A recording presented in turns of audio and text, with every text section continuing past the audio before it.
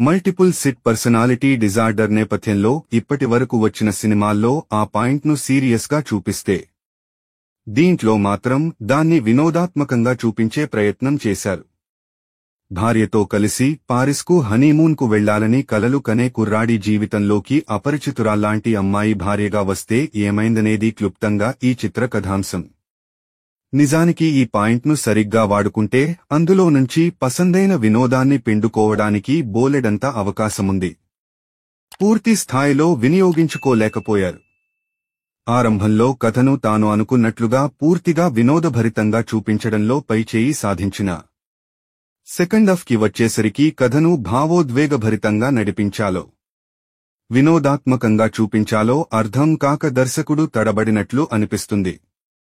దీనికి తోడు కథానాయక పాత్రలోని సంఘర్షణను ప్రభావవంతంగా తెరపైకి తీసుకురాలేకపోవడం, ఆమెకున్న సమస్యను చెప్పలేకపోవడం, ఆమెకున్న సమస్యను పోగొట్టడానికి హీరో చేసే ప్రయత్నాలు సిల్లీగా మరీ సినిమాటిక్గా ఉండటం చిత్ర ఫలితాన్ని దెబ్బతీశాయి.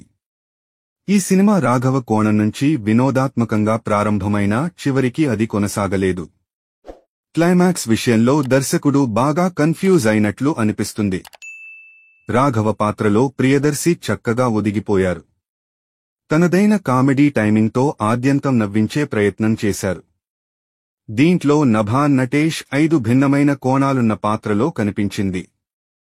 ఆ పాత్రలోని వేరియేషన్స్ను తనదైన నటనతో చక్కగా చూపించింది. ఆమెకు దర్శికి మధ్య వచ్చే ఫన్నీ సీన్స్ బాగానే వర్కౌటయ్యాయి. అనన్య నాగళ్ల, మురళీధర్ గౌడ్ తదితరుల పాత్రలు పరిధి మేరకు ఉంటాయి. సుహాస్, బ్రహ్మానందం, నిహారిక కొణిదెల తదితరులు అతిథి పాత్రల్లో తడుక్కుమన్నారు.